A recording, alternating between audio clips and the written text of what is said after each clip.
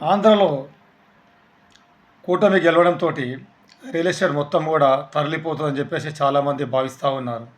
ఎందుకంటే అమరావతి నిర్మాణం ఆగిపోయినది. అక్కడ అమరావతి నిర్మాణం 35,000 ఎకరాలలో మన పునఃప్రారంభం కాబోతుందని చెప్పేసి చాలామంది వ్యాపారవేత్తలు తెలంగాణ నుంచి ఆంధ్రకు మరి వెళ్ళిపోతూ ఉన్నారు. ఇప్పటికే మన తెలంగాణలో రియల్ ఎస్టేట్ అనేది చాలా కుదేలు పడింది. మరి అలాంటి కుదేలు పడ్డ వ్యవస్థ పైన మూలిగే నక్క పైన తాటిపండులాగా మరి ఆంధ్రలో టీడీపీ ప్రభుత్వం ఏర్పడడంతో, కూటమి ఏర్పడడంతో ఈరోజు అమరావతి మళ్ళీ పునర్నిర్మాణం అవుతుందని చెప్పేసి చాలామంది భావించి పెట్టుబడులను కూడా అక్కడికి తరలిపోయే సూచనలు కనిపిస్తూ ఉన్నాయి. ఈ సూచనలతోటి ఆంధ్రప్రదేశ్ ఒక నవశకంగా వెలుగుతుంది.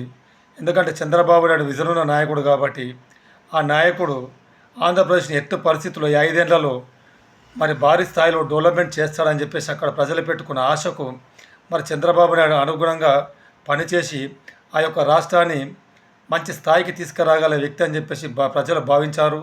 ఆ ప్రజలు భావించినట్టుగానే మరి చంద్రబాబు నాయుడు ఈరోజు ఆ చర్యలు తీసుకుంటే మరి ఆంధ్రలో అమరావతి అనేది రాజధాని నెలకొల్పితే మరి అక్కడ ఉన్నటువంటి వనరులు కావచ్చు, ఇన్ఫ్రాస్ట్రక్చర్ భారీగా పెరిగే అవకాశం ఉన్నది.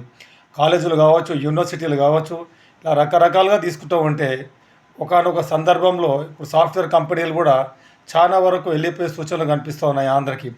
ఎందుకంటే మనం చూస్తూ ఉన్నాం ఇప్పుడు అక్కడ చంద్రబాబు నాయుడు ముఖ్యమంత్రి అవడంతో చాలా వరకు కూడా అభివృద్ధి అనేది అతని పేరు చెప్తేనే సగం మంది పెట్టుబడిదారులు అందరూ కూడా వెళ్ళిపోయి సొంతంగా ప్రభుత్వం పని స్టార్ట్ చేయకముందే ప్రైవేటు వ్యక్తులు పని స్టార్ట్ చేసే వ్యవస్థ ఏర్పడింది. ఇక ఈ మిగతా 50% ప్రభుత్వం చూసుకుంటే సరిపోతుంది. దానికి తోడు సెంట్రల్లో మరి బీజేపీ ప్రభుత్వం ఏర్పడ్డది. ఆ యొక్క బీజేపీ ప్రభుత్వంలో చంద్రబాబు నాయుడు మరి ఆంధ్రప్రదేశ్ కూటమి పెట్టుకొని ఆంధ్రప్రదేశ్ గెలవడం జరిగినది. మరి సెంట్రల్కి వెళ్ళి కూడా ఫండ్స్ భారీ ఎత్తున వచ్చే సూచనలు కనిపిస్తూ ఉన్నాయి.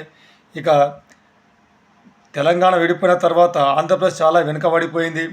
మరి దాంతోపాటు ఈరోజు ఆంధ్రప్రదేశ్ పునఃప్రారంభం కాబోతుందని చెప్పేసి వ్యాపారవేత్తలు అందరూ కూడా ఆంధ్రకు తరలి వెళ్ళడం అనేది చూస్తూ ఉన్నాం. అదేవిధంగా పవన్ కళ్యాణ్ కానీ మనం మెచ్చుకోవాలి. ఎందుకంటే ఎక్కడ కూడా కాంప్రమైజ్ తోటే ముందుకెళ్ళాడు. ఎన్ని సీట్లు ఇచ్చినా సైలెంట్గా ఉన్నాడు. ప్రభుత్వ వ్యతిరేకత ఓటు చీలొద్దన్న ఒకే ఒక ఉద్దేశంతో పవన్ కళ్యాణ్ తీసుకున్న నిర్ణయంతో ఈరోజు ఆంధ్రప్రదేశ్లో 160 పైచీలకు సీటు సాధించినందుకు మరి వారికి ధన్యవాదాలు తెలియజేసుకుంటున్నాం. దయచేసి మన ఛానల్ని సబ్స్క్రైబ్ చేసుకోవాలని చెప్పి కోరుచున్నాం. వారధి టీవీ ప్రతి ఒక్కరు కూడా షేర్ చేయండి, లైక్ చేయండి. ఇట్లా మీ అశోక్ గౌడ్.